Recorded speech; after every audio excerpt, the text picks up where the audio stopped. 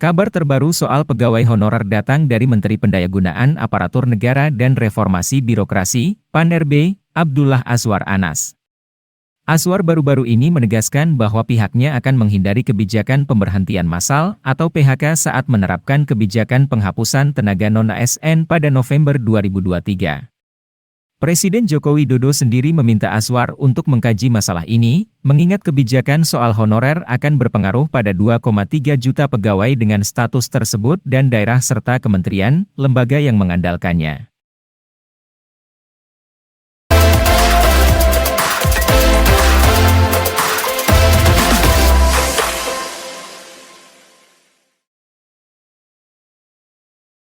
Halo sahabat YouTube dimanapun Anda berada. Bertemu lagi dengan Sugimin Channel. Kali ini admin menginformasikan terkait jelang dihapus. Ini kabar terbaru soal honorer PNS. Informasi ini admin kutip dari salah satu media online. Sebelum kita ke informasinya, bagi Bapak Ibu yang baru menemukan channel ini, silahkan tekan tombol subscribe, supaya Bapak Ibu dapat informasi terbaru dari channel ini. Lanjut ke informasinya. Kabar terbaru soal pegawai honorer datang dari Menteri Pendayagunaan Aparatur Negara dan Reformasi Birokrasi, PAN-RB, Abdullah Azwar Anas. Azwar baru-baru ini menegaskan bahwa pihaknya akan menghindari kebijakan pemberhentian massal atau PHK saat menerapkan kebijakan penghapusan tenaga non-ASN pada November 2023.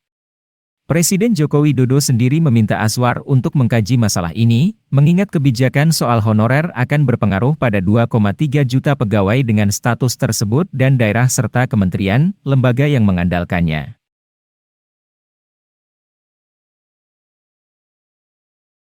Bukan diberhentikan, tidak ada rencana diberhentikan, ungkapnya di Istana Kepresidenan, Jakarta, seperti dikutip Jumat, 17 Maret 2023.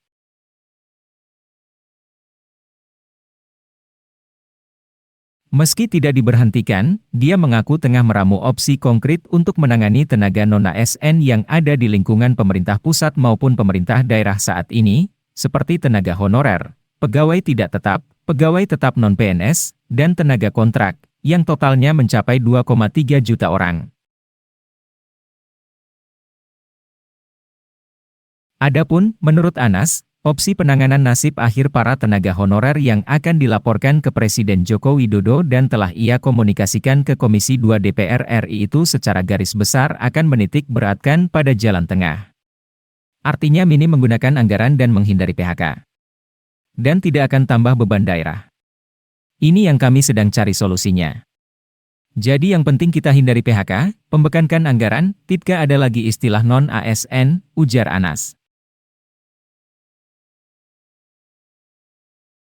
Pada kesempatan terpisah, Anas menuturkan tenaga pendidikan dan kesehatan yang masih berstatus honorer menjadi prioritas penanganan oleh pemerintah periode 2022 sampai 2023. Para honorer ini akan diberikan ruang ikut seleksi CASN untuk formasi pegawai pemerintah dengan perjanjian kerja, PPPK, ataupun calon pegawai negeri sipil, CPNS. Yang sudah jalan sekarang mulai 2022 sampai 2023 ini yang diangkat sesuai prioritas pendidikan dan kesehatan, kata Anas. Dan tidak akan tambah beban daerah. Ini yang kami sedang cari solusinya. Jadi yang penting kita hindari PHK, pembekankan anggaran, tidak ada lagi istilah non-ASN, ujar Anas.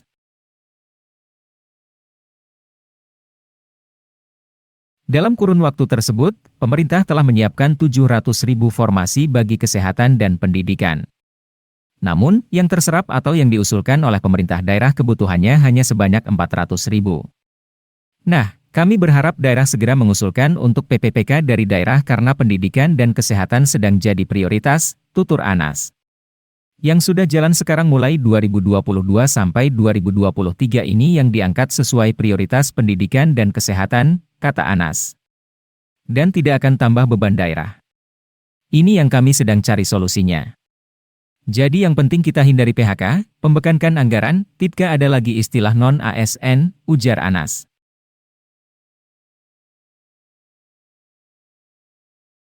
Namun, tidak hanya untuk periode 2022 dan 2023 saja, Anas menuturkan tengah menyiapkan formasi lebih banyak pada 2024.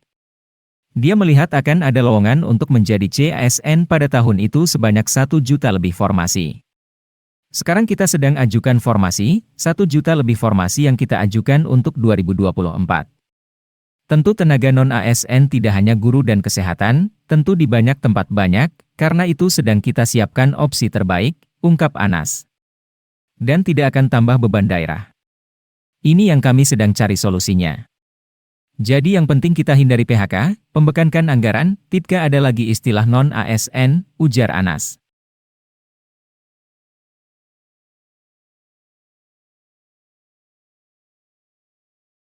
Lebih lanjut, Anas akan kembali mengumpulkan bupati dan wali kota seluruh Indonesia agar menemukan formula yang tepat atas nasib honorer.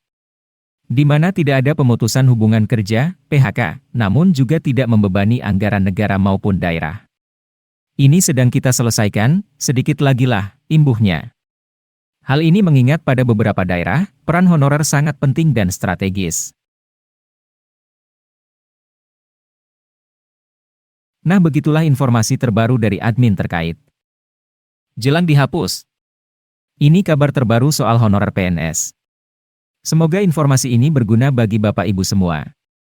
Bagaimana komentar Bapak Ibu semuanya? Tulis di kolom komentar.